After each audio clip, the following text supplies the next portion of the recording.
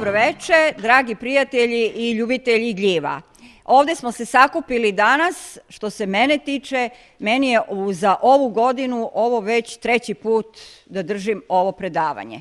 Ili četvrti, čak četvrti. Jednom sam ga držala zimus u Hrvatskoj, u Našicama, pa zimus takođe ovde u Beogradu, pa sada letos u Loznici i evo četvrti put ponovo ovde kod nas u Mikološkom društvu. Šta to znači? To znači da je ova problematika vezana za gljive koje mogu jako ličiti jedna na drugu i koje mogu da nas dovedu do čak trovanja sa smrtnim ishodima, znači vrlo bila aktuelna ove sezone. Moja informacija je nezvanična neka, da je ove godine bilo oko 30 ljudi koji su bili otrovani gljivama i koji su znači ležali na VMA na detoksikaciji.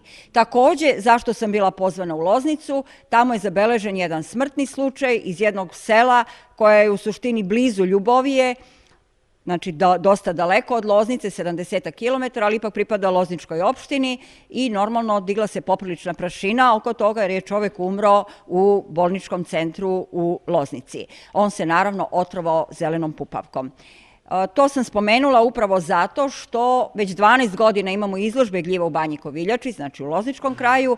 Prva izložba koju smo organizovali pre 12 godina upravo nas je dočekala sa jednom takvom tužnom informacijom, znači trovanje sa smrtnim ishodom, a nakon toga sva ona edukacija i sve ono što smo uložili truda da sredimo, da rešimo, znači po Srbiji, da edukujemo ljude, znači dovela je do toga da 12 godina u Banji Koviljači, odnosno u Lozničkom kraju, zahvaljujući Gljivarskom društvu Banja Koviljača, trovanja nije bilo.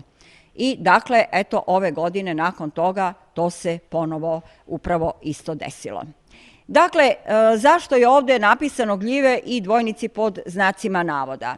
Vama je svima svakako jasno da pravi dvojnici zapravo ne postoje. Jer vidjet ćete sada ovde da mnoge gljive liče jedne na druge, a da pritom pripadaju različitim rodovima, a ponekada čak i različitim porodicama. Znači, one zaista ne mogu biti dvojnici, ali se nama mogu činiti takve kada ih vidimo u prirodi.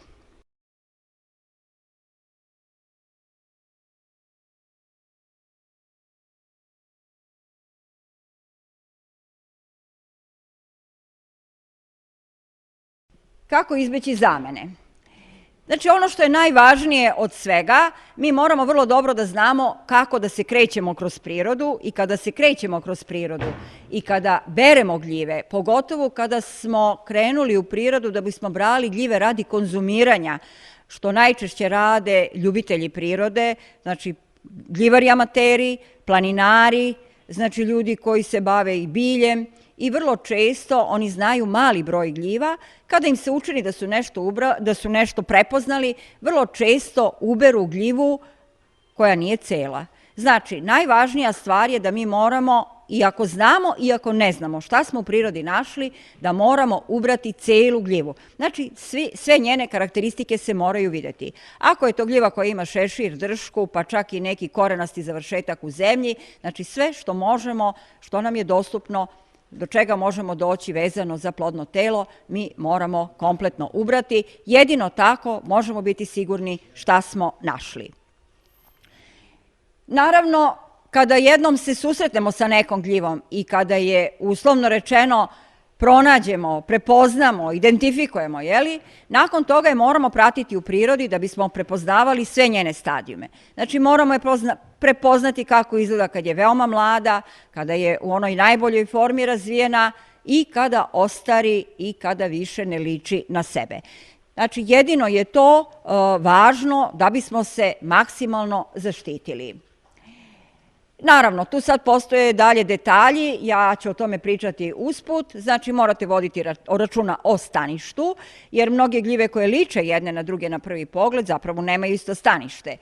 Dalje, ono što je takođe važno, morate dobro sve detalje gljive, znači ubrane gljive, ubranog plodnog tela, morate uporediti sa onim što možete naći u literaturi i tek onda možete biti sigurni da ste ubrali pravu gljivu. Naravno, literatura je ono što je izuzetno značajno i još značajnije, hvala Bogu, imamo veoma mnogo gljivarskih udruženja danas u Srbiji i meni je to izuzetno drago, jer upravo kad se dođe do trovanja, kad se dešavaju nemili događaji, oni se dešavaju najčešće tamo gde nemamo gljivarska udruženja. Prema tome, što više gljivarskih udruženja, više će biti poznavalaca gljiva i više će biti onih koji će moći da daju stručna objašnjenja o onome šta se našlo.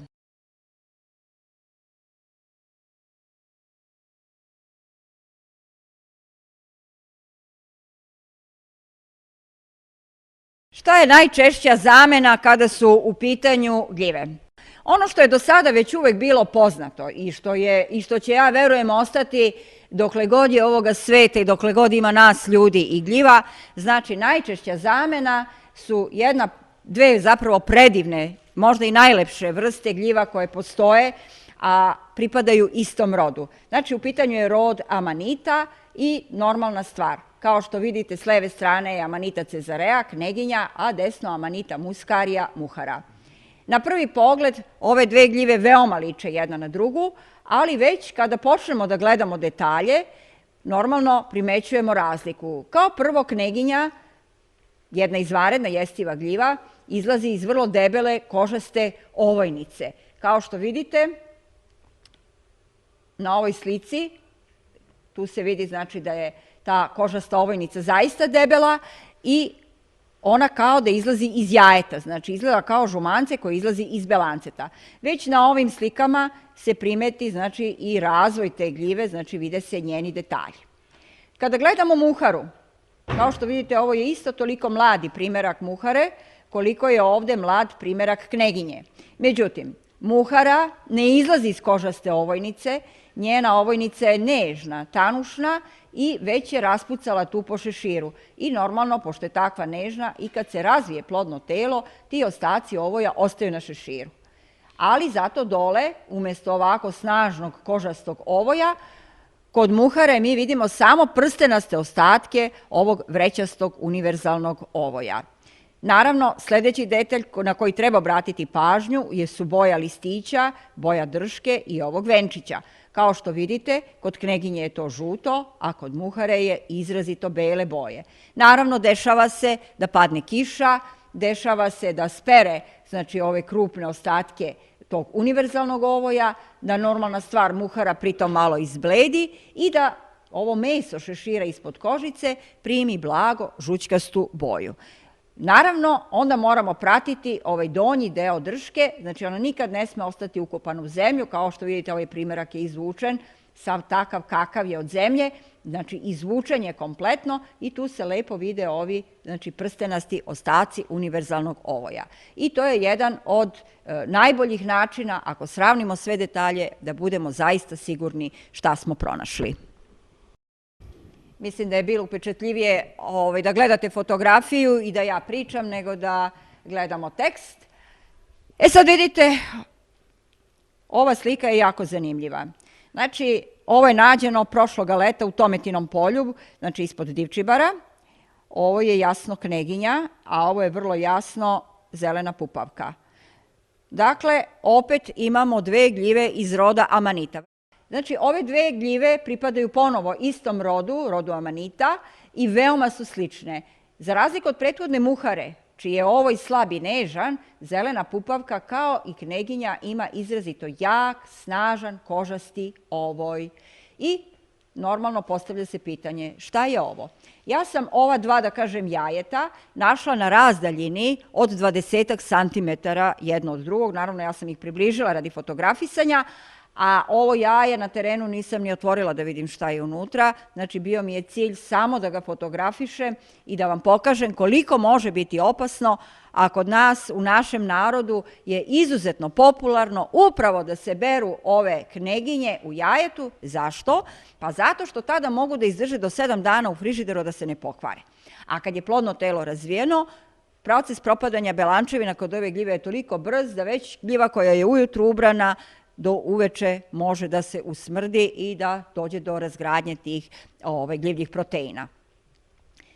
I onda normalno kada beremo gljivu ovako, mi zapravo ne znamo šta smo ubrali. Tu je najveća opasnost da dođe do trovanja.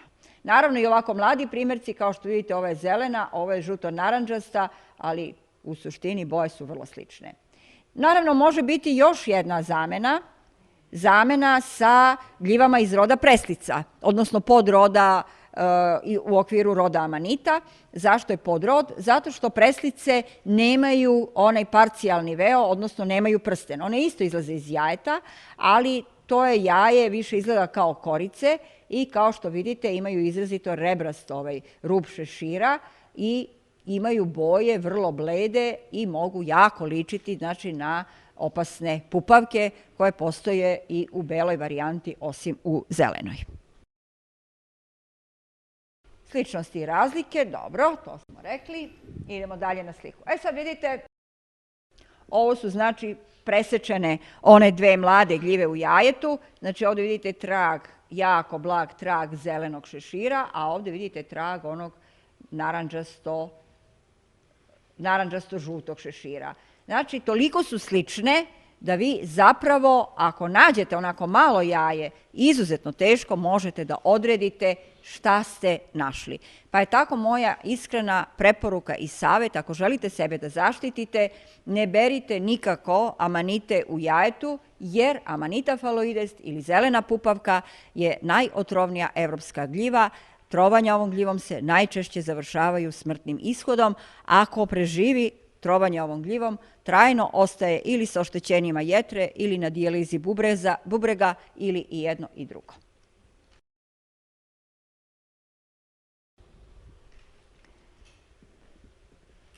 Opet imamo, znači, opasnu zamenu. Znači, ostajemo i dalje sa preslicama. Ovo je Amanita vaginata i to plavi varijetet, žuti varijetet, izvinjavam se, a ovo je zelena pupavka. Kao što vidite kako sve ona može izgledati i ova boja može biti jako slična.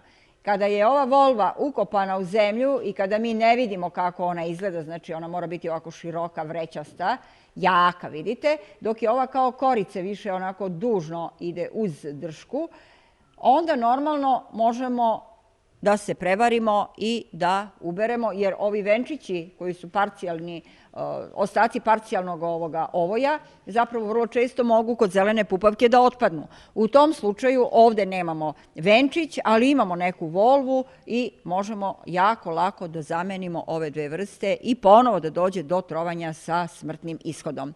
Znači, moj savjet je svima koji su početnici, i ranije sam to uvek i pre, što kažu, mnogo godina govorila, kada se uđe u svet gljiva, prva stvar koju ne treba brati, to su upravo ove gljive iz sekcije Amanita vaginata, odnosno iz tog podroda preslica, jer one mogu biti najgora varijanta zamene za zelene i bele pupavke.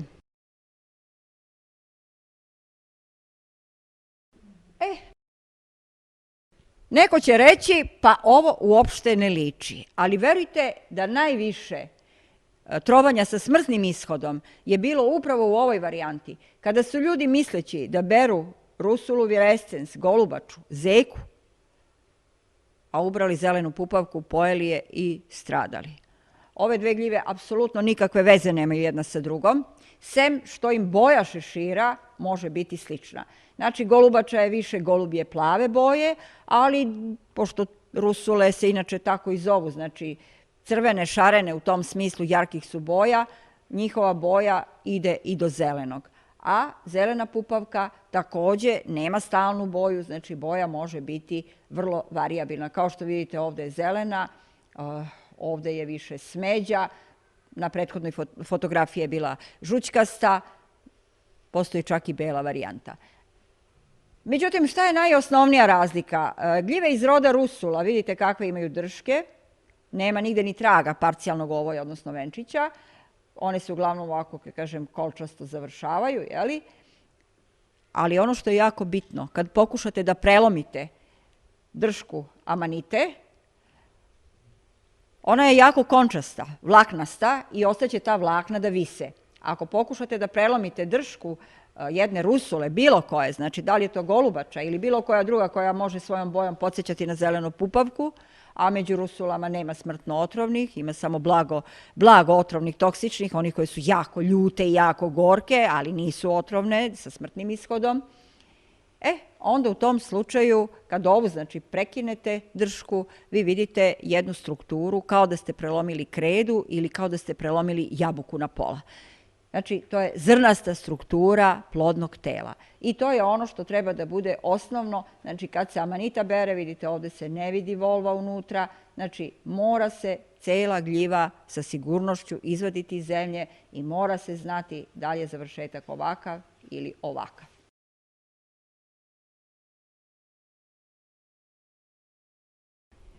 Još jedna zamena, ovo se desilo planinarima pre dosta godina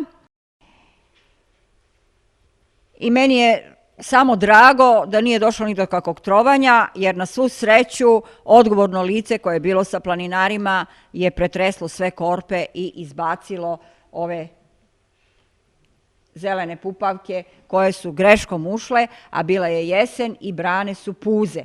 Puza je jestiva, dobra gljiva, omiljena gljiva u našem narodu, izvrsna je za gulaše, ali i njeni tonovi, kao što vidite, podsjećaju na tonove zelene pupavke. S tim što puza uvek raste vezana za žilu nekog panja ili za truli panj, a zelena pupavka uvek raste na tlu.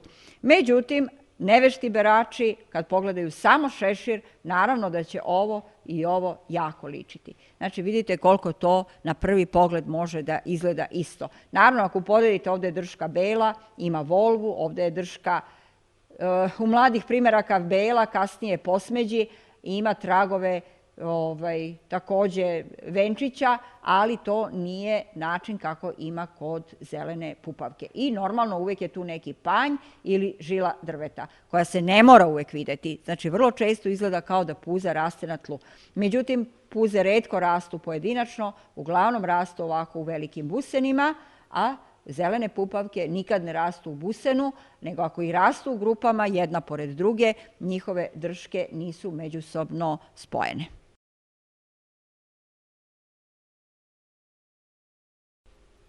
Vraćamo se znači sad ponovo na gljive koje nisu dobro razvijene.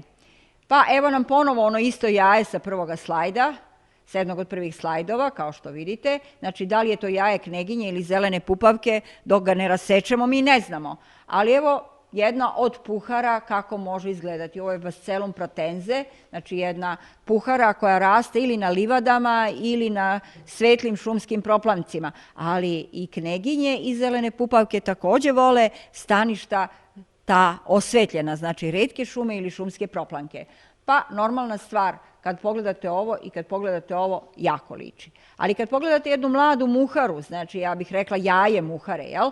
Ali vidite koliko se to jaje muhare razlikuje, znači samo je ovaj gornji deo šeširića prekriven maksimalno ostacima ovoja, a dole se već vidi znači, drugačija struktura nego kod jajeta pupavki. Ali zato ovako koncipirano jaje muhare veoma mnogo liči na jaje raznih puhara. U ovom slučaju ovo su dve varijante puhare Lycoperdon perlatum, inače jedne od najčešćih puhara na našim prostorima, jer ona raste bukvalno par sati posle kiše, može za jedan dan može da izraste, da donese plodno telo i da uveče već da sporulira u slučaju da je vrelo leto i da je kišni period.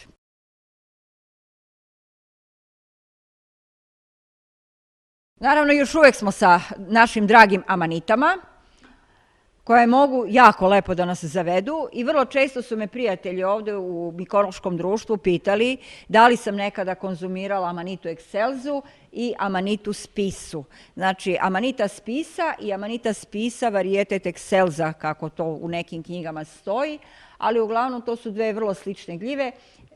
Excelsa je ova na slici, ona raste uglavnom u višim planinskim predelima, a njena tipska vrsta spisa je češća znači u nižim predelima.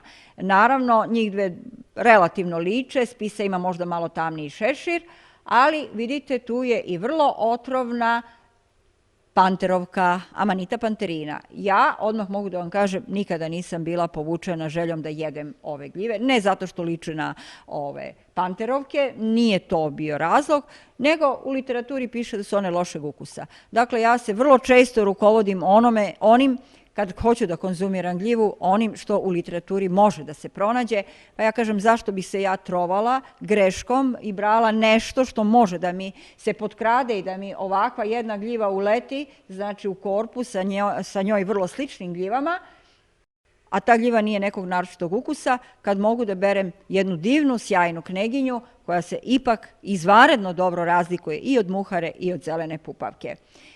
U ovom slučaju ova gljiva pripada sekciji Amanita rubescens, odnosno biserke, i ima takozvani kolčasti završetak svoje volve, odnosno korena baze, osnove drške.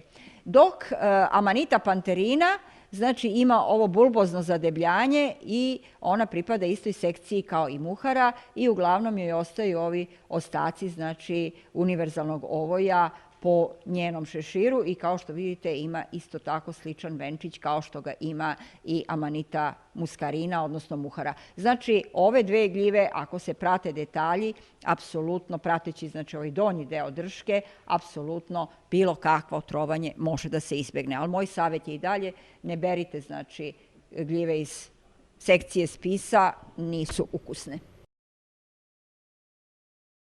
Naravno, idemo dalje. I dalje imamo, znači, panterovku, jeli, sa svim njenim karakteristikama. I vidite kako panterovka ima izrazito rebrast ovaj rub šešira.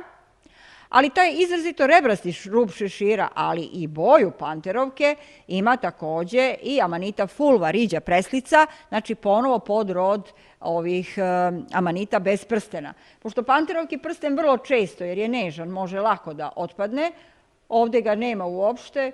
Ovde vam jedva malo viri ova koričasta volva iz trave, a ovde imate jednu volvu više zaobljenu i prstenaste završetke, ali ako ne uočite ta dva detalja različita i ako vam se ovde učini da je možda bio venčić i tako dalje, ili da ovde nema venčića, a vidite rebrast rub i da je kiša sprala ostatke ovoja, vrlo vam je jasno da može doći do fatalnih zamena. Znači, ponovo preporuka, početnicima ne savjetujem branje ni jedne vrste iz podroda Amanita, znači sekcije Amanita veginata ili podroda Amanitopsis.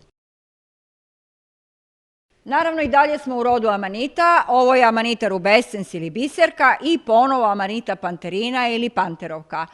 Kao što vidite, više primeraka i vidite i uočavate odmah razlike. Znači, ovo je jedna od retkih Amanita koja na dodir, na preseku ili tu gde su prošli crvi menja boju. Znači, ona dobija vinski crvene mrlje, bilo po šeširu, bilo po dršci i ima sive krpice, ostatke ovog univerzalnog ovoja. Dole se, znači, završava, rekli smo, kolčasto i praktično nema pravu volvu.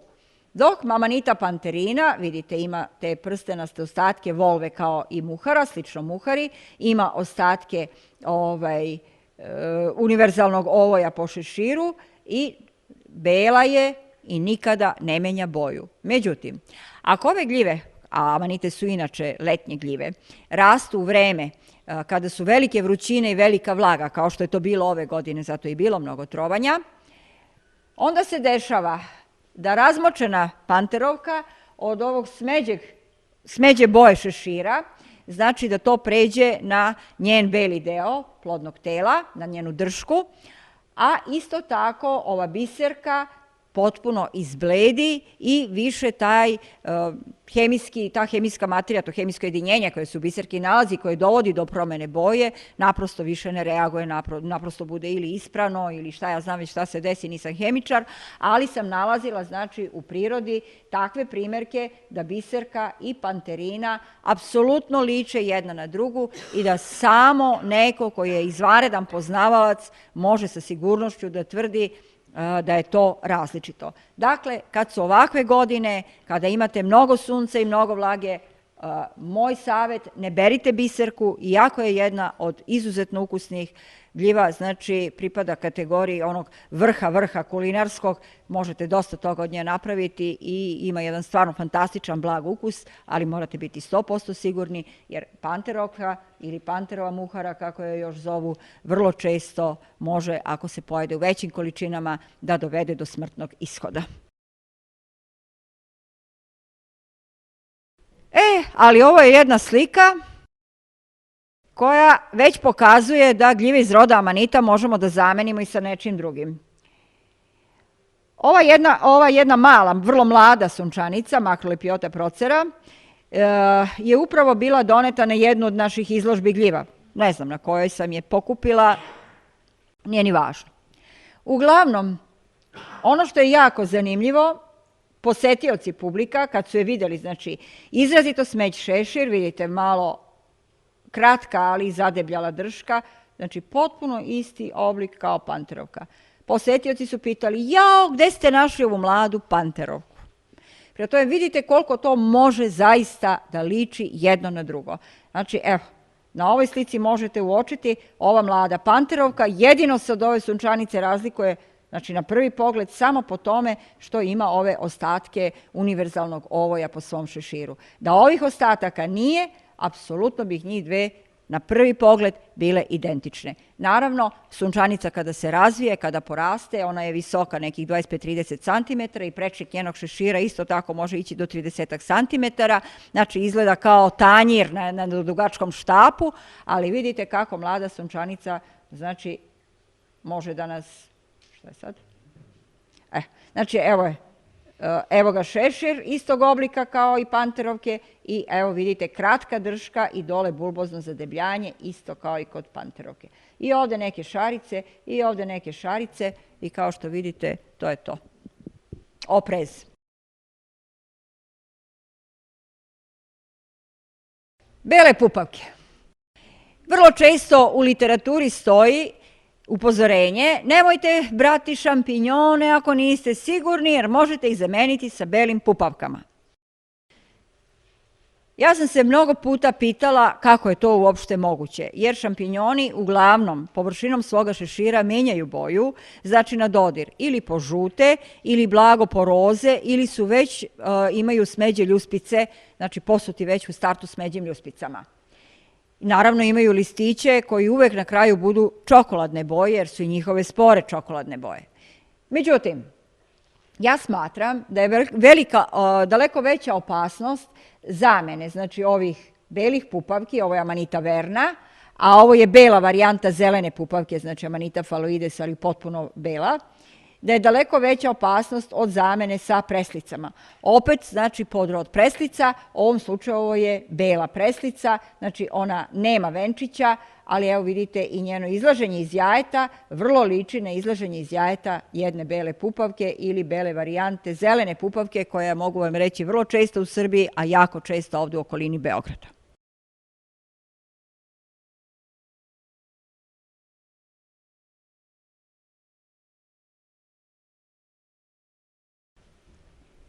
Ono što je također moguće je belu pupavku, Amanitu vernu, pobrkati sa Amanitom ovoideom, belom jajarom.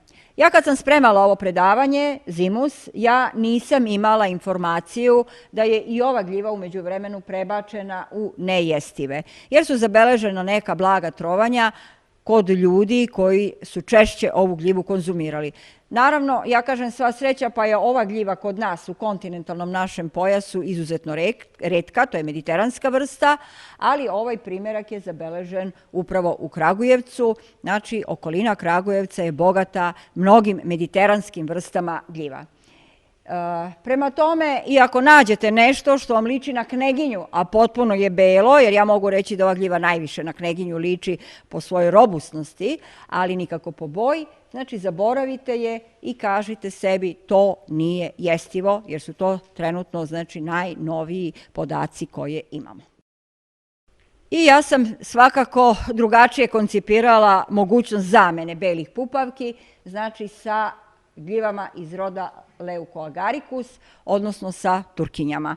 Jer turkinje su bele, imaju svilenkaste šešire, imaju bele listiće, bele venčiće i ako ovu belu pupavku, vidite, ako je u travi ukopana, ako ne vidimo dole njenu volvu, mi lako možemo to pobrkati sa ovim gljivama, turkinjama, koje mnogo liče na šampinjone, ali se razlikuju od šampinjona po tome što imaju uvek izrazito bele listiće koje jedva malo dobiju neki ružičasti dašak i njihove spore su znači više krem ružičaste, više krem nego ružičaste. Dakle, treba biti oprezan, ono što se ne zna ne treba u prirodi da se bere, ali ne treba ni da se šutira.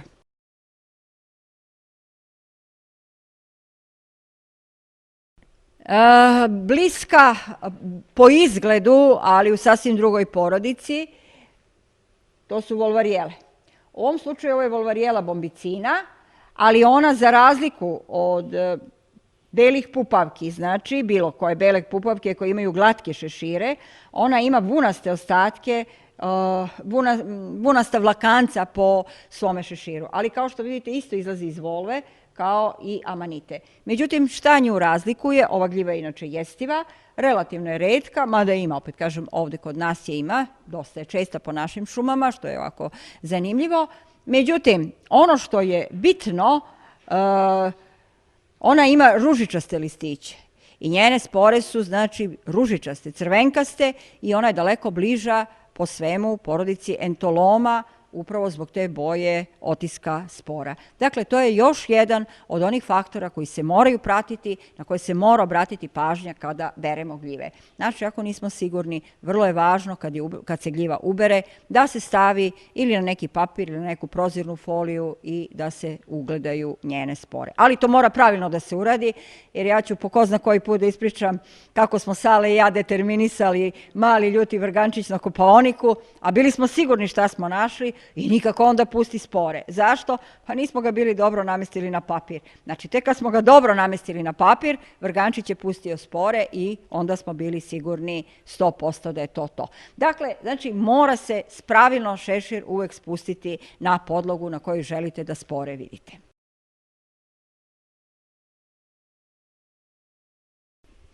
Evo sad prelazimo konačno na rod agaricus, odnosno na popularne šampinjone, koje uzgojene naravno možemo kupiti na pijaci i tu nema zamene. Ali vrlo često kad su ovakva leta i kad njih ima mnogo i u prirodi, seljaci, najčešće cigani, samonikli berači to iznose u prodaju. I normalno i tu mogu da se dešavaju razne zamene i to upravo u samom rodu šampinjona.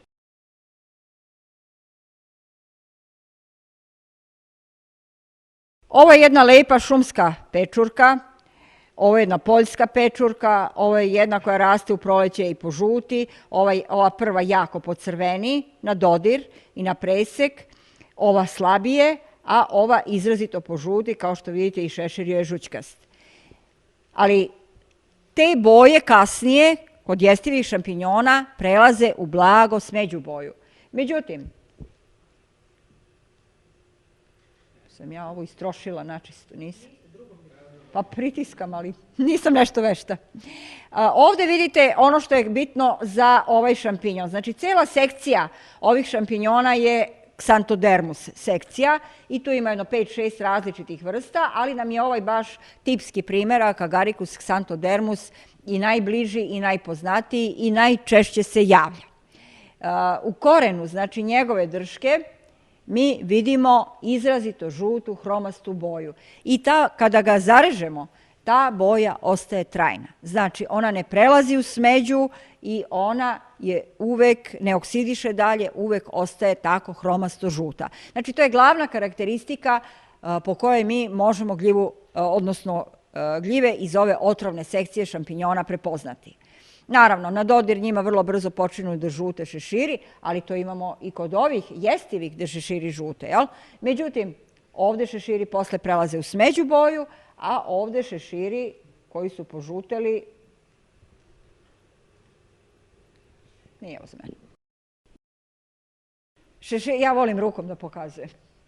Izvinjavam se. Znači, šeširi ovde koji kada termičkom obradom još više požute, ali ta termička obrada nije samo kuvanje šampinjona, nego istovremeno i ostavljanje u zamrzivač. Znači, može vam se desiti da, pošto ovi šampinjoni se ne beru ako imaju jak neprijatan miris, ali pošto je to jedna velika sekcija, tu ima i šampinjona čiji miris ne dođe odmah do izražaja, pa kada ostavite u zamrzivač cele primerke, jeli, vi nakon izvesnog vremena otvorite kesu, otvorite zamrzivač, vaš zapahne neprijatan miris i žuto.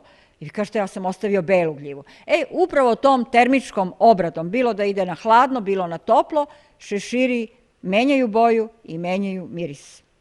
I upravo po tom neprijatnom mirisu koji može biti od mastila preko jodoforma do lizola i šta ja znam već našta, nagorele gume i tako dalje, ali jako neprijatnog, sve zavisi od asocijacije i sve zavisi od jačine samog mirisa, znači na osnovu toga se otprilike određuje da li su šampinjoni jestivi ili ne. Ovi šampinjon nije mnogo otrovan i neće izazvati velike probleme, ali u svakom slučaju može da vas dovede u situaciju da dobijete neki proliv, povraćanje, što naravno nije uputno. Prema tome, znači, najvažnija stvar je, ako niste sigurni da ga determinišete prema čulu mirisa, proverite boju u korenu drške koja uvek ostaje hromasto žuta. Tada ćete biti sigurni da ste ubrali nejestivi šampinjon, odnosno blago toksičan. Ovde sa leve strane vidite jednu čupavu sunčanicu, Macrolepiotu rhacodes, koja jedva viri iz lišća, ali vidite koliko su i njene spore užasno jake kada je skroz okolno lišće, znači potpuno bele boje. Šampinjoni, sekcija Xanthoderma, ali ovo je varietet Meleagris, znači tamniji, smeđi, gde kožica raspucava, kao i kod sunčanice što raspucava, izuzetno može odozgo posmatran da liči na sunčanicu. Međutim, kao što vidite, njegovi su listići u ovom slučaju ružičasti, jer je ovo relativno mlađi primerak, kasnije postaju čokoladno smeđi i otisak spora ili spore koje gljiva oko sebe ostavlja, naravno su te čokoladne boje, crnkaste boje. Prema tome, normalno, i kad pogledate dužinu drške sunčanice i kratku dršku šampinjona, znači, iako sunčanica jedva malo viri iz žbunja, vi ćete vrlo brzo shvatiti šta ste našli. Opet ostaje ona ista priča, znači, u korenu drške hromasto žuta boja pod obavezno. Ali, ne zaboravite još jednu stvar, kod ove sunčanice, kada izvučete dršku iz šešira, dobit ćete isto tako jedan hromasto crvenkasti ton, znači hromasto žut koji prelazi u crvenkasto, ali on kasnije, nekada brže, nekada sporije, prelazi u potpuno tamnu smeđu boju. Znači i ta sama promjena boje, gde može biti slična boja onoga što je u korenu drške šampinjona i što može biti kada dodirnete ili kada otkinete dršku sunčanice, ta boja kod šampinjona je postojana, kod sunčanice promenljiva. I ovde imamo jednu divnu priču za mnoge članove našega društva, kada smo bili u periodu kada smo brali ovaj divni busenasti šampinjon, svi smo ga jeli, a nismo zapravo znali šta je. Ali nam je jedino bilo jasno, pošto drška u korenu ne požuti, da je to svakako dobra jestiva gljiva. Naravno, u međuvremenu smo, zahvaljujući i literaturi, i monografijama, i internetu i svemu ostalom, otkrili koja je to vrsta i onda je počela silna, da kažem, priča sa mnogim šalama gde su ljudi, nalazeći ovaj Agaricus bohuši, znači ovu busenastu rudnjaču, mislili da su našli ili sunčanice, ili su mislili da su nalazili, znači, neki drugi šampinjon koji je mali, pa su se čudili kako je to džinovsko i veliko, jer šešir busenaste rudnjače može u prečniku biti isto toliko velik kao i šešir sunčanice, a i drška može biti isto toliko dugačka. Samo za razliku od sunčanice koja dole, kao što vidite, ima ovo gomoljasto zadebljanje, drška kod ovih busenastih šampinjona se vretenasto sužava, jer oni svi rastu iz jednog istog busena. Ono što je lepo za nas gljivare je zaista da je to dobra jestiva gljiva i još lepše kad nađete jedan busen, vi ste napunili korpu i nema više potrebe da boravite u šumi, završili ste priču. A zašto je to takođe i treći razlog dobro? Pa zato što ova gljiva raste u julu i avgustu kada apsolutno su po šumama suše i nema ničeg drugog. I ove godine je bila poprilično, ono što kažu u jednom trenutku, poplava u našim šumama okoline Beograda ovoga busenastog šampinjona. Znači, kada su ove gljive mlade, i jedna i druga izuzetno mogu ličiti jedna na drugu, ali na sreću obe su vrste jestive, pa nije važno ako ste pogrešili. Ali ako ste pogrešili, pa ste otkrili da ste pogrešili, terajte dalje, jer učite detalje, jer će vam se drugi put desiti da zamenite otrovnu jestivu. Sad ovdje imamo neke, da kažem, specifičnosti vezane za makrolepiote i lepiote. Lepiota clipeolaria, koja je mala suncobranka, pripada kategoriji većih suncobranki i prečnik njenog šešira može biti do 10 i do 12 cm. A kaže se da sve gljive iz roda makrolepiota, odnosno lepiota, da ako imaju prečnik šešira do 12 cm da se mogu brati. Znači, i sam prečnik šešira ne mora da bude ta varijanta koja će vas opredeliti da li ćete gljivu ubrati ili ne, jer znači ova levo koja je otrovna može da naraste šešir do 12 cm, ali i ova mala makrolepiota rikeni ili ljupka sunčanica može nekada da ima prečnik šešira 7-8 cm samo, a ipak je dobra jestiva gljiva. Znači, vrlo je važno posmatrati sve detalje i kad se svi detalji uoče, onda odlučiti da li ćete gljivu ubrati radi jela. U ovom slučaju makrolepiote imaju pomični prsten po držci, trajan, dok otrovne male suncobranke imaju nežne, male venčiće koji se vrlo brzo zalepe za dršku i najčešće sa drške i otpadnu. Druga varijanta prikazuje Leocoagaricus badami, badamovu sunčanicu ili američku sunčanicu, čija se drška vretenasto sužava i koja se uvek smatrala blago toksičnom. Naravno, nije bilo preporučljivo jesti nikada u sirovom stanju, ali se smatralo da termički obrađena može da se jede. Novija istraživanja su pokazala da ta gljiva i termički obrađena blago toksična i dalje. Znači, ona po svom robustnom izgledu, po svojim bojama, veoma mnogo podsjeća na makrolepiotu proceru, na pravu sunčanicu i upravo zbog toga treba voditi računa jer ova gljiva nije tako česta, nije toliko rasprostranjena kao makrolepiota procera, ali ima je u ovim našim ravničarskim predelima dovoljno da treba pripaziti na to šta smo pronašli. Znači, potpuno ista priča važi, prava sunčanica ima pomični prsten po držci, a ova sunčanica, znači lažna sunčanica, američka sunčanica, nema taj prsten, njen je prsten jedva malen, stisnut uz dršku i vrlo brzo otpadne. Evo jedne fotografije koja je stigla i u moju knjigu i ovo je bilo jako zanimljivo, ovu verziju smo našli na Rudniku. Sa leve strane bio je jedan buket zavodnica koje su bile vezane za jednu žilu hrasta na jednoj padini i tu je bila jedna sasvim usamljena lisičarka pored njih. Znači, jedna jedina. Taj dan našli smo nekoliko vrganja, ali apsolutno to je bila jedna jedina nađena lisičarka. Upravo zato što je bila jedna jedina i sama, ona je izrasla veoma velika. Znači, izrasla je tako da je bila, kao što vidite, vrlo visoka, bila je visoka jedno 12 cm, a prečnik i šešira joj je takođe bio možda čak 12 do 15 cm. Bio je baš onako lep, jako lep i veliki primerak.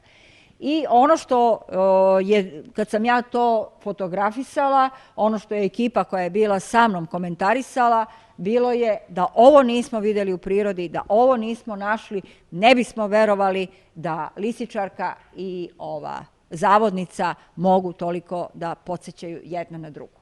Naravno, ako se vodi računa o svim ovim, desno, ovo je lisičarka, usamljena potpuno lisičarka, a ovo je levo buket zavodnica vezan za žilu hrasta. Molim? Dobro, izvinjavam se. Eto, ovo je znači 4. prezentacija, sad je konačno neko primetio grešku. Kažu da žene vrlo često greše u toj priči levo-desno, pa izvinite, ja sam žensko, ipak dozvoljeno mi je da pogrešim. Naravno. Ja volim kad mi se skrene pažnja na grešku, ali me čudi, evo ovo je 4. put da prikazujem iste ove slajdove i da je tek sad neko primetio da sam greškom zamenila mesta u tekstu. Ono što ja želim da kažem, to je da kad zavodnicu uberete, ako niste sigurni, liči vam na lisičarku i ako je držite 2-3 minuta u ruci, vaša ruka dobije narandžastu boju.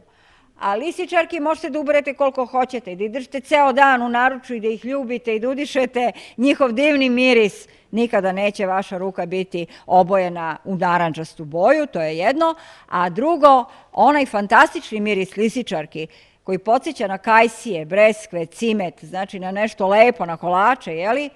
Nezamenjiv je, a zavodnica ima jedan čak malo i neprijatan miris na užeglu ribu, tako da po meni, ako imate i dobro čulo mirisa, a pritom zapamtite ovo da zavodnica ostavlja taj narandžasti trag u ruci, nećete se sigurno nikada otrovati. Sva sreća, zavodnica nije neka jako otrovna gljiva, ali izaziva taj gastrointestinalni sindrom trovanja, znači napada digestivni trakt, dolazi do povraćanja, do proliva, do mučnine, do vrtoglavice i kad simptomi prođu, apsolutno nema nikakvih oštećenja, ali su simptomi strahovito mučni i jako iscrpe organizam.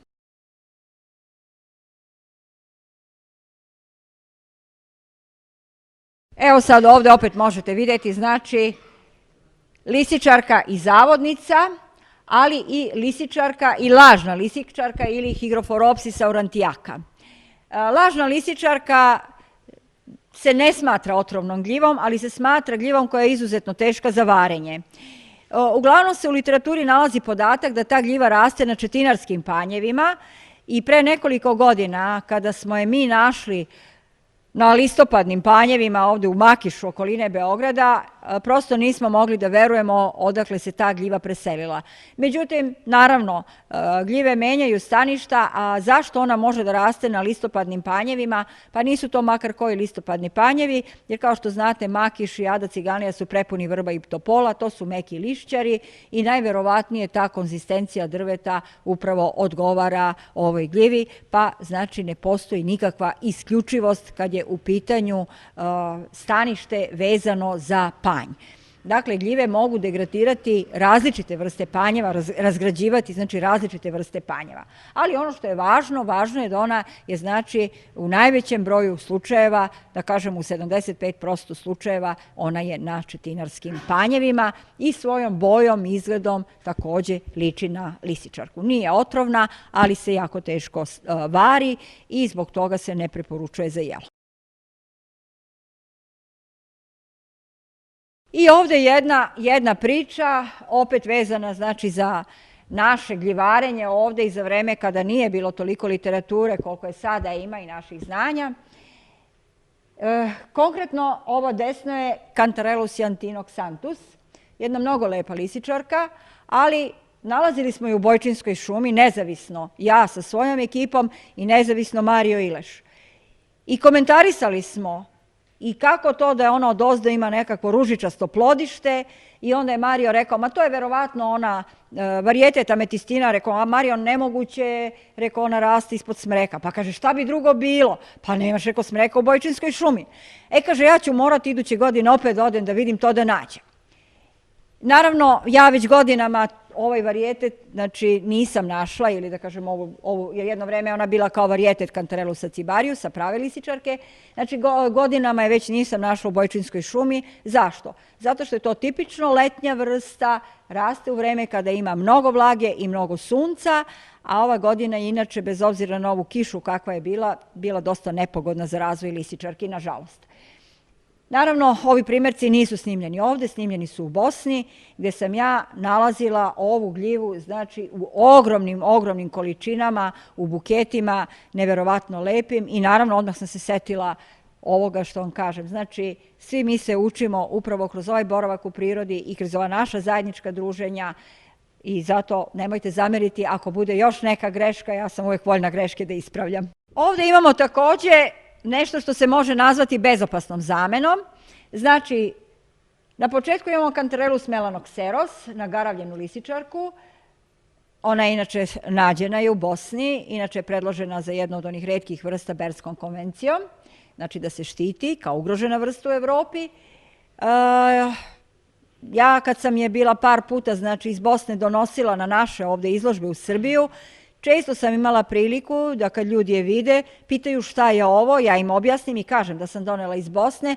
Ljudi kažu, pa mi smo to videli, ne znam, na Tari ili ne znam, na Goliji i tako dalje. Međutim, meni to zapravo ovde u Srbiji još niko nije doneo sa bilo koje od tih planina, da bih ja ili neko drugi od naših mikologa, zvaničnih mikologa, biologa, utvrdili da to zaista jeste Cantarellus melanoxeros. Pa evo, ja sada molim ovaj auditorijum, znači, ako nađete takvu gljivu, lisičarku, koja počinje blago svojim rubom da dobija crnu boju i vremenom potpuno pocrni, znači da je donesete ovde u mikološko društvo i da zapamtite, znači, bar približno lokaciju gde ste tu gljivu našli. I ona isto raste u buketićima, nije mnogo velika. Ali njoj najsličnije je Cantarellus tubiformis, koja raste kao i ova melanoxeros u smrekovim šumama.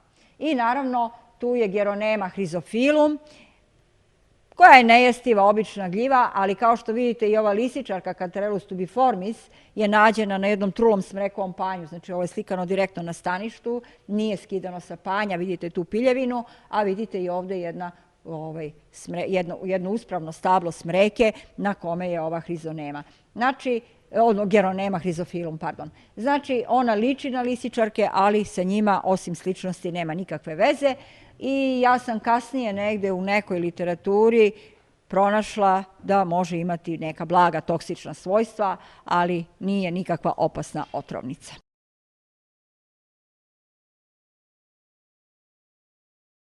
Naravno, ovde imamo takođe bezopasnu zamenu i vrlo se često ove gljive međusobno brkaju kada smo u prirodi. Znači imamo pepeljastu lisičarku, imamo malu sitnu trubicu koja izrazito miriše na bademe i imamo čuvenu crnu trubu koja ima više varijacija svoje boje u zavisnosti od staništa i izloženosti suncu. Sve su jestive i uglavnom ih narod poznaje kao crnu trubu i bere sve zajedno. Srećom, ove tri vrste se stvarno ne mogu zameniti sa bilo kojom otrovnom gljivom, jer se po svojoj boji veoma i obliku veoma razlikuju od drugih gljiva. Znači, uglavnom imaju oblik truba. Evo nas kod koralki.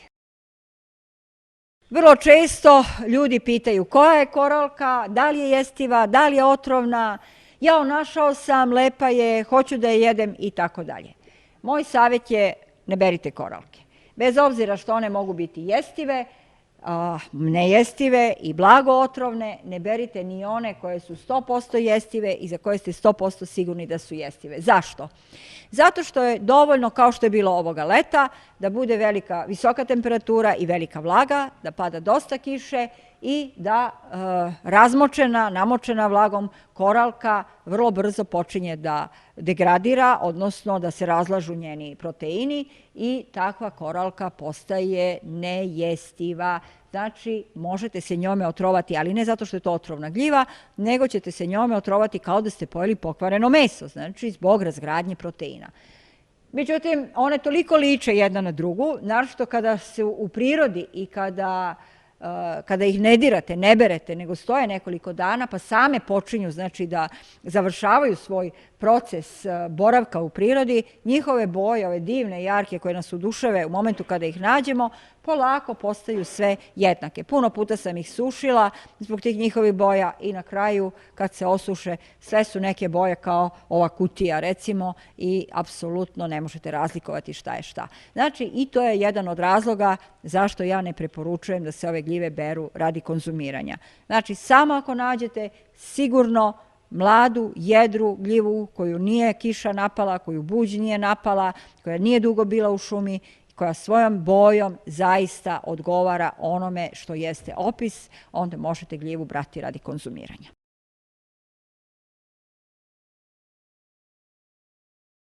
Evo nas sa panjevačama. I među njima naravno ima sličnosti. Dugo se verovalo da sve gljive koje rastu na panjevima nisu otrovne. Naravno, to nema nikakve veze. Gljive koje su jestive ili otrovne su jestive ili otrovne sa našeg ljudskog stanovišta, a ne sa stanovišta svog staništa.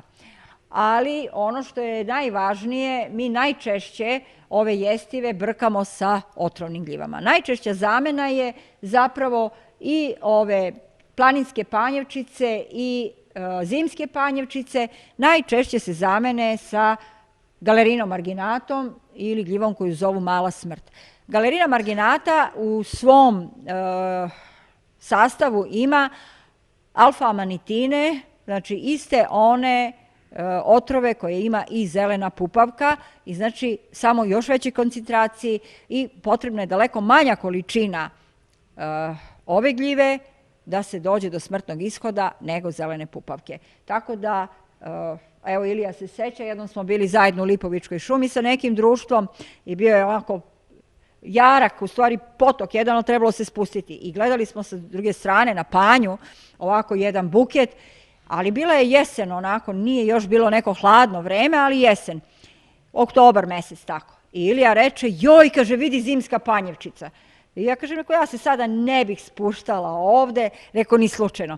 Njega nije mrzelo, zatrčao se nizbrdo u potok, pa uzbrdo do panja i onda kad je prišao, naravno video je da nije ova zimska panjevčica dole, nego da je u pitanju galerina marginata ili mala smrt. Znači, iz daleka, budući da one sve rastu tako u grupama, onda ne može da se sasvim sa sigurnošću proceni, ali kad čovjek priđe već može da vidi razliku.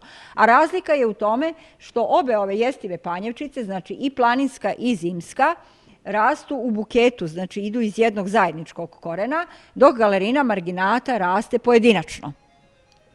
Međutim, još jedna gljiva se u zimskom periodu može zameniti sa ovom zimskom panjevčicom, ne svake godine, jer nije svake godine masovna, ali za vreme blagih zima raste na borovim panjevima zlatna panjevača ili Gymnopilus penetrans, i on je jako sličan na prvi pogled ovoj Flamulini velutipes ili zimskoj panjevčici i pošto nekako plodonose u tu neku kasnu jesen, zajednički, pa čak nekada i sneg može da uhvati jednu i drugu, onda treba voditi zaista računa da li je u pitanju četinarski ili listopadni panj. Znači, u ovom slučaju je vrlo važno da je ova isključivo na četinarskom, a ova isključivo na listopadnom panju. Inače, gledano, posmatrano ovako, vrlo su slične. I još jedna je razlika što zimska panjevčica uglavnom ima na svojoj drščici jednu velurnu crnu prevlaku, smeđe crnu prevlaku, ali mlade gljive tu prevlaku nemaju. Znači, tek gljive koje ostare vremenom dobijaju tu prevlaku, inače mlade gljive tu prevlaku nemaju, znači potpuno izgledaju identično.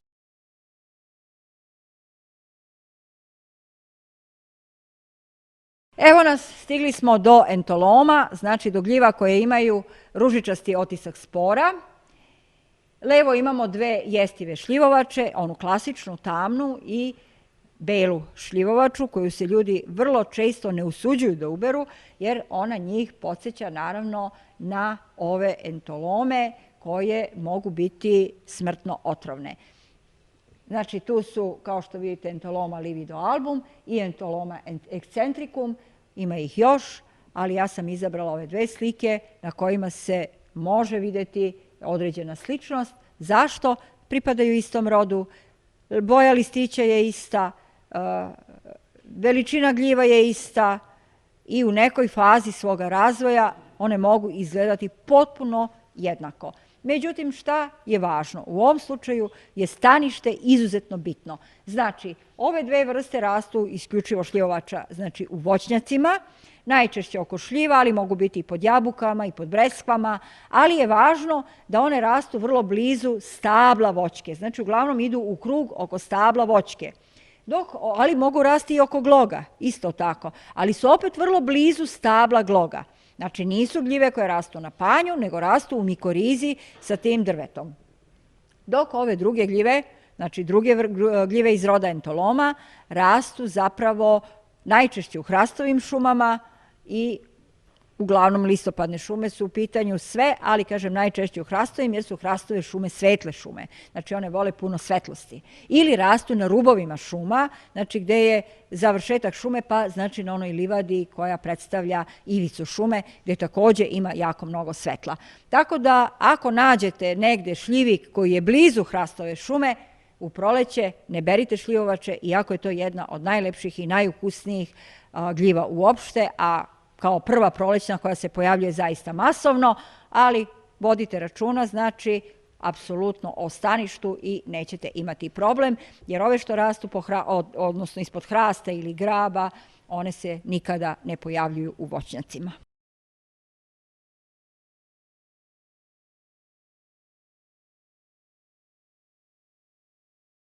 Imamo sada ponovo Entolomu sinuatum dole kao što vidite, znači olovastu rudolisku, čuvenu, najčuveniju otrovnicu iz roda Entoloma, ali u suštini sve one imaju isto dejstvo u našem organizmu, znači strada naš gastrointestinalni trakt, znači sistem organa za varenje, uz oštećenje bubrega. Dakle, kad smo rekli za neke druge gljive gde je u pitanju znači delovanje na taj gastrointestinalni trakt, kao što su otrovni šampinjoni ili kao što je zavodnica, rekli smo da nakon trovanja nema nikakvih posljedica po ljudski organizam.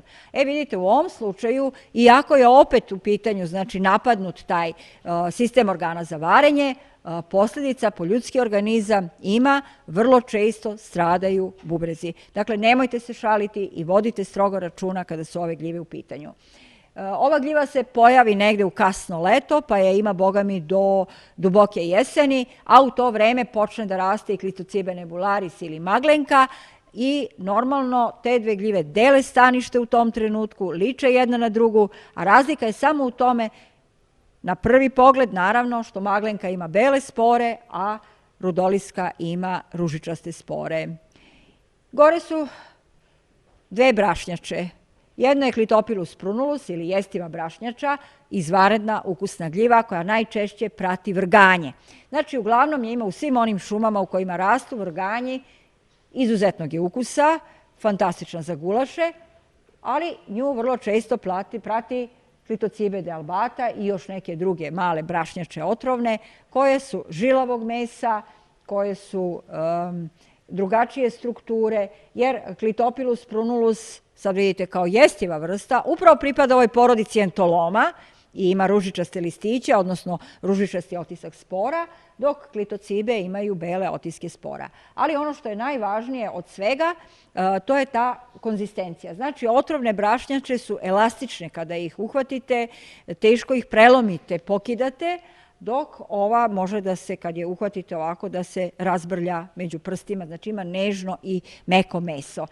Miris na brašno imaju jedna i druga. Znači, u ovom slučaju miris na brašno ne može biti, miris na brašno, miris sam po sebi ne može biti parametar po kome ćete razlikovati otrovnu od jestive. Znači, ovde morate razlikovati po konzistenciji. I upravo zato znam mnoge ljude koji su na terenu nalazili ovu jestivu brašnjaču, ali se nikada nisu usudili da je uberu i bili su, ono što kažu, 100% sigurni da je brašnjača, ali onda su rekli, ja sam 100% siguran da želim da živim, ja ne eksperimentišem.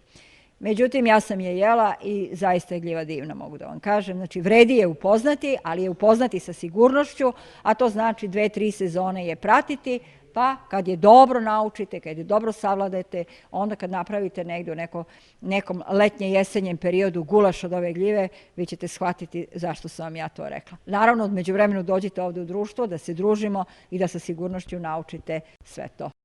Evo nas sada kod divnih ljubičastih gljiva kojih su šume u jesen prepune. Jedna od njih jestiva lepista nuda modrikača, a ostalo su kortinariusi. Među kortinariusima, odnosno koprenkama, tako reći da nema jestivih vrsta. Znači, jedna jedina koja se uopšte uzevši preporečuje za jelo, a to je debelonoška ili kortinarius prestans i još nekoliko njoj sličnih, lepih, masivnih, za koje se ljudi ipak teško opredeljuju da ih uberu radi konzumiranja, jer i koprenke same po sebi međusobno jedna na drugu mnogo liče. I ljudi se normalno ne usuđuju, a to je razlog još jedan zašto se ljudi ne usuđuju da uopšte u porodici koprenki beru gljive za ishranu, jer je to porodica u kojoj ima najviše smrtno otrovnih gljiva i to je porodica u kojoj gljive imaju veliku varijabilnost koncentracije otrova.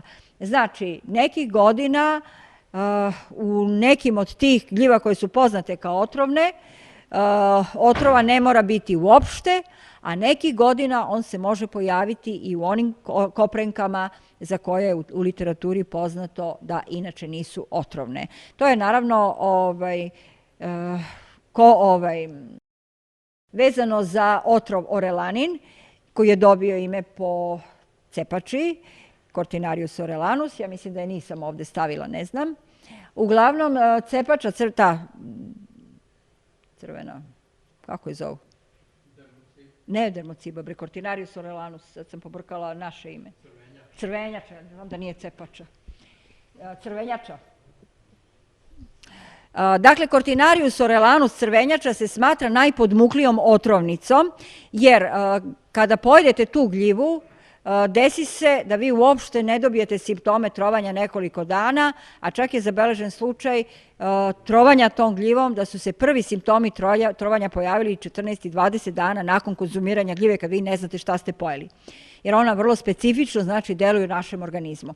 Tako da taj orelanin kao jedan vrlo variabilan otrov, znači nekih godina može da se pojavi u nekim gljivama iz roda Cortinarius, a nekih godina ne. Međutim, u rodu Inocibe, koji je, znači, jedan od rodova porodice Cortinarius, u rodu Inocibe uglavnom se javlja otrov muskarin i on nije toliko smrtonosan ako se odmah na vreme reaguje.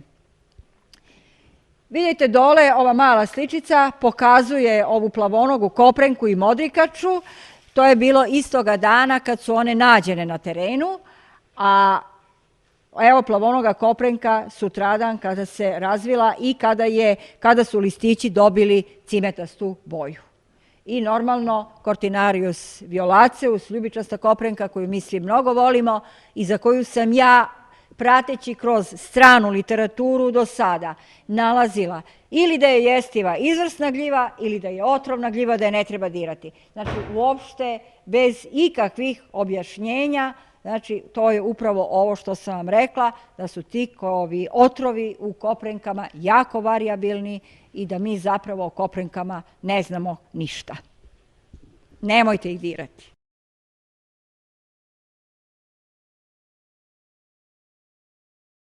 Sad smo već došli do nekih retkih vrsta. Rosites caperatus ili cigančić, divna jestiva gljiva, izvanredna opet za gulaše, ali gljiva našim gljivarima vrlo slabo poznata. Zašto? Zato što plodonosi u kasnu jesen, kada već drugih gljiva nema, raste na visinama, znači od 600-700 metara nadmorske visine pa nadalje, nema je u okolini Beograda, ima je u planinskim masivima i kada se pojavi, ona raste u ogromnim, znači, krugovima, u gomilama, ali ova gljiva je uopšte uzevši proglašena zaštićenom gljivom, retkom gljivom, pa baš zato što se često ne pronalazi.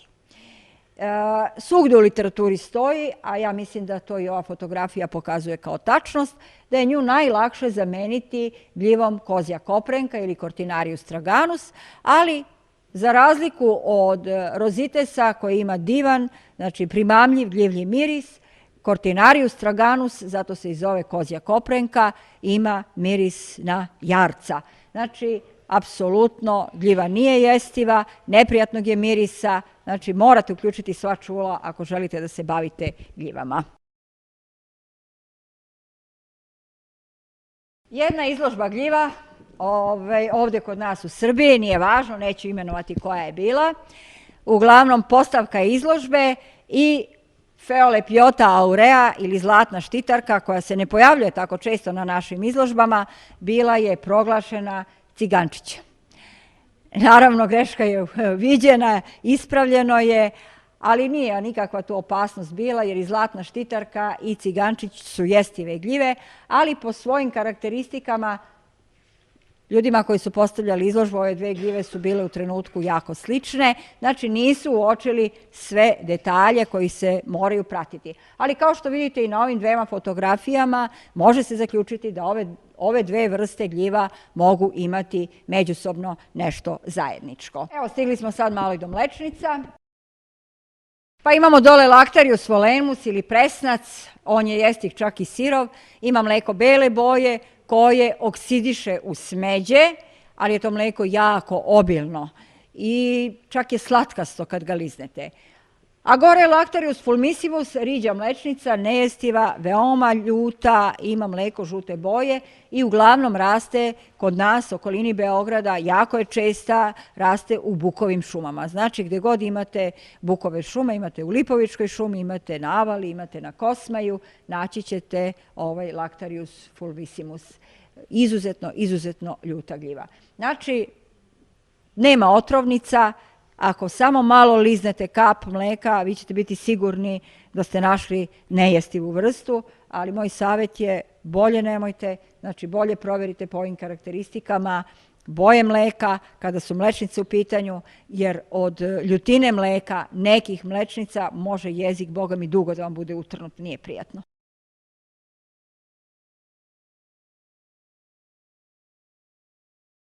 Imamo ovde sekciju dapetes, znači rujnice koje rastu ispod četinara, koje imaju izrazito narandžasto do crveno mleko i imamo otrovne ili blago otrovne, ja bih pre rekla, lažnu rujnicu koja ima žuto mleko i koja raste ispod hrastova i brezovu mlečnicu koja ima belo mleko i raste isključivo ispod breza. Znači, bojom se ove gljive mogu bojom ličiti jedna na drugu, čak i svojom veličinom, ali ni u kom slučaju po boji mleka i naravno ove dve takozvane otrovne, blago otrovne, toksične imaju ljuto mleko.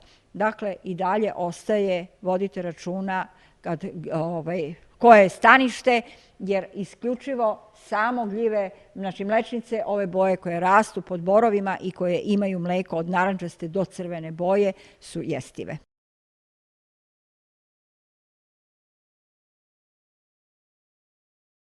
Naravno, moramo da stignemo i do jedne otrovne zeke, rusule, do bljuvare, ali nama je izuzetno česta u našim šumama rusula lepida, gljiva koja miriši na mentol, blago, koja je prelepe crvene boje i blago bašunastog šešira.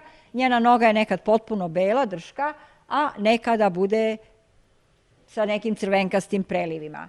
Međutim, kod bljuvare je šešir gladak, znači glatka sjajna površina šešira, listići su beli, drška je bela, ali ima tendenciju da vremenom, kao što vidite na slici, blago dobija sivkaste tonove.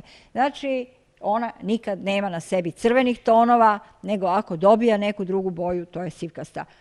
Otrovna rusula emetika ili bljuvara je užasno ljuta gljiva, ja je nikada nisam imala želju da probam, znači da stavim usta sa malo pljuvački i da proverim koja je to ljutina, ali sam čula od nekih ljudi koji su bili radoznali, jer su znali da se neće otrovati, ali su želeli da probaju njenu ljutinu, jer nakon toga se to ispljune i normalno usta se isperu. Kaže da 3 dana je ostala ljutina na jeziku i ustima, a kaže u momentu kada su probali bljuvaru samo komadi, znači da stave u usta, ne da je progutaju, kaže to je bilo tako prženje i pečenje da su dobili nagon da trče, da piju hladnu vodu i da nekoliko sati nisu mogli da se smire.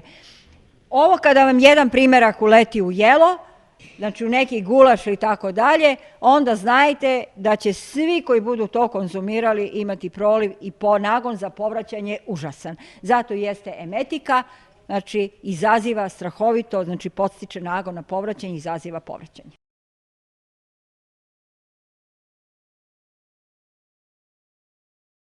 Triholoma tereum, borov mišić, stanište ispod borova. I Triholoma brezadolanum, stanište ispod hrastova. Nisam stavila Triholomu tigrinum, zato što smatram da je ona u Srbiji veoma retka i ja sam je do sada viđala jedino u Bosni. Znači, ja lično je u Srbiji ni na jednoj izložbi gljiva nisam videla. Ali je zato ova Triholoma brezadolanum izuzetno česta svugde, čak i ovde u okolini Beograda, znači ima je po svim našim hrastovim šumama. Pa tako kada dođe onaj prvi početak zime i kada krenete da berujete borovog mišića, vodite strogo računa da u blizini nema hrastova, jer ako ima hrastova, onda to naravno nije više jestiva gljiva, nego može biti blago otrovna gljiva. Ali svaka otrovna gljiva naravno ima svoje neke posljedice. Iako nije mnogo otrovna, ne treba je brati za jelo. sad ovo recimo već može da se nađe ovako kao pejzaž na Adi Ciganliji, znači dole je Brestovača, izvrsna jestiva gljiva, a gore je veliki pehar i ta gljiva se vrlo često pobrka i puno puta su me gljivari zvali, gljivari amateri, da mi kažu da su nabrali nešto i da je to sigurno Brestovača, a onda naravno kad gljivu opišu, onda se to vidi da nije. Tako da vodite računa kad ste u prirodi, znači o različitim karakteristikama. Ova je gljiva nežna, meka, lomljiva, a ova gljiva je robustna i žilava.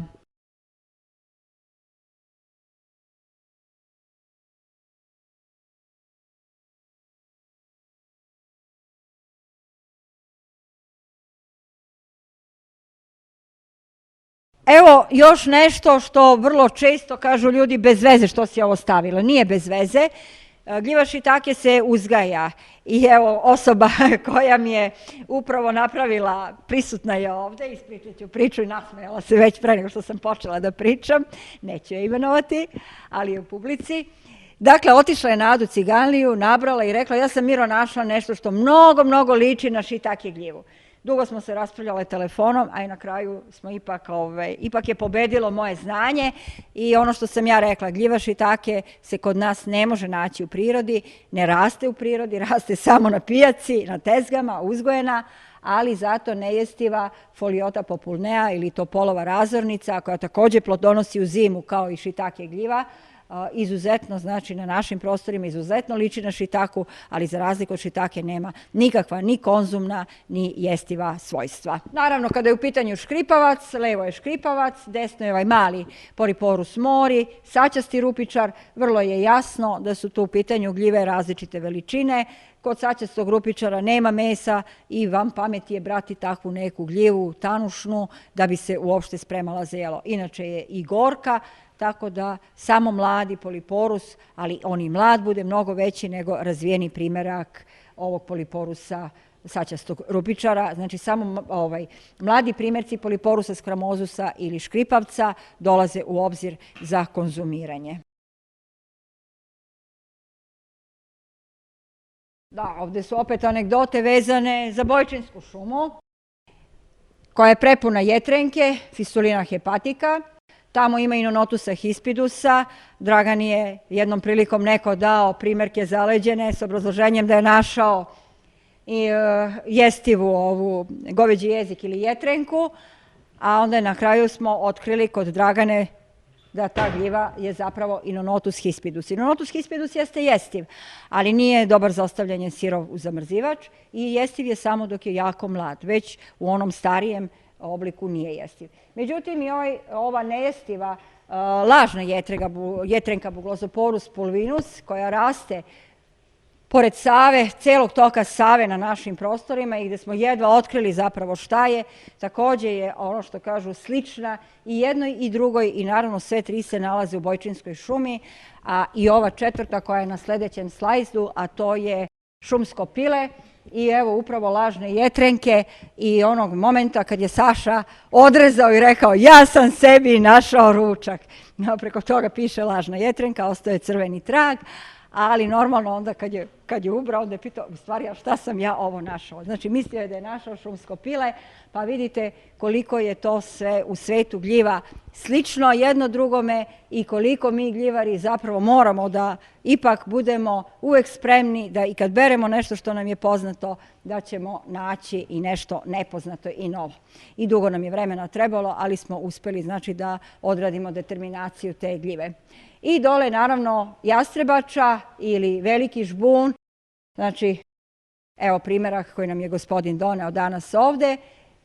Zvali su me neki gljivari da me pitaju kakvo smo mi to šumsko pile našli kad ono na dodir pocrni. Znači glavna karakteristika ove gljive je da na dodir ili vremenom starenjem pocrni. I upravo to je u nekom momentu razlikuje od žutog šumskog pileta, ali je gljiva jestiva, ukusna, isto kao i šumsko pile što je jestivo i ukusno. Naravno, evo još jedne gljive, punu kesu smo dobili ovih vražjih jaja, ružičastog falusa.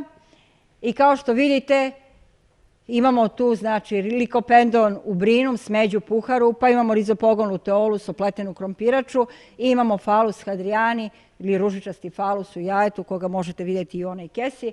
Tek kad se preseče, vidi se naravno razlika između ovih gljiva. Naravno, ovo su bezopasne zamene, ali ipak ako se bavimo gljivama moramo znati šta nam je oko nas. A evo sad jedne priče, anegdote vezane za mene i moje poznavanje gljiva. Znači, puno puta sam imala u ruci Sclerodermu verrucosum, bradavičastu krompiraču, a par puta sam imala ovaj Pisolitus arizus, znači jednu šarenu krompiraču ili kako Sale kaže graškovicu, u ruci i budući da su ti micelarni konci dole na bazi, u osnovi gljive, znači žute boje, ja to nisam uopšte, znači, poredila, to je meni bilo slično i ja sam to ovako bacala preko ramena. Dok jedne godine Sale nije došao sa jedne izložbe gljiva ovde u Beograd i mahao, vidite šta sam našao, vidite šta sam našao. I ja sam tek posle izvesnog vremena se zapravo setila da sam ja puno puta to našla, da ga nikad nisam presekla, da sam presekla, shvatila bih šta je. Dakle, i vrsnom poznavaocu gljiva, naravno, ako nije pažljiv i ako ne prati detalje, uvek može mnogo toga da promakne. Znači, učimo se na svim ovim našim iskustvima zajedničkim i ja mislim da je upravo zato dobro biti član ovde ovoga društva, jer se ovde mnogo toga donese sa različitih lokacija, mnogo toga može da se vidi i upravo kroz to jedino možemo i da naučimo. Znači, ovde se nastavlja ista priča. Evo vam otrovne klasične krompirače, evo vam opet one Lycoperdon ubrinum, evo vam jestiva puhara i veštiće srce i falus impudicus u jajetu. Znači, vidite kako sve to jedno na drugo na prvi pogled može da liči. Naravno, tu su i tartufi. Levo je beli cenjeni tartuf, desno je lažni svinjski tartuf i dole je pustinjski tartuf. Znači, dve gljive koje se mogu konzumirati samo kad su termički obrađene i pravi tartuf koji je naravno jedno 50 centimetara ispod zemlje i koga nalaze psi, dok ove dve vrste vire iznad zemlje. Nisu tako cenjene, ali nisu otrovne. Takođe imamo istu mogućnost zamene kad su crni tartufi u pitanju, znači imamo letnji i zimski tartuf i imamo ovaj Elaphomyces granulatus, takozvani jelenski tartuf, nejestiv, blago otrovan i uopšte nije tartuf. Naravno, imamo u kasnu jesen i ranu zimu, imamo dve čašice, jedna je jestiva čak i sirova, ova druga se ne preporučuje za jelo, čak u nekim novim istraživanjima je pronađeno da ima i neka halucinogena svojstva. Levo Cordyceps ophioglossoides, nađen u Bosni, a onda su me posle toga mnogi moji prijatelji gljivari bombardovali raznoraznim ksilarijama i govorili, pa vidi bre, taj Cordyceps raste na sve strane. Pa nije baš tako, ali dobro sad, znači imajte u vidu da ima razlike. I naravno, evo dolazimo do kraja, pravi smrčak i ovaj rani prolećni hrčak i imamo ovu verpu i veliki hrčak, znači sve su to gljive koje se javljaju u proleće, jestive, otrovne, razlika je očevidna, ali da bi bila očevidna, to se mora dobro poznavati. I stižemo do falusa. Ovo je Mithrophora semilibera, znači gljiva koja je iz porodice smrčaka i desno ovi divni falusi koji jako liče na to. I još jedna anegdota, ona je vezana za Hrvatsku, gde je čovek negde tako početkom leta masovno brao ove faluse, nizao ih na kanapčić, sušio ih i onda je pitao, Bože, pa zašto je to toliko skupo kad ovoliko smrdi? Možete li misliti na što moje dvorište ličilo? Ja mislim da je ovo kraj. Da, naravno, ovo je kraj, znači pozdrav svima, hvala što ste bili prisutni.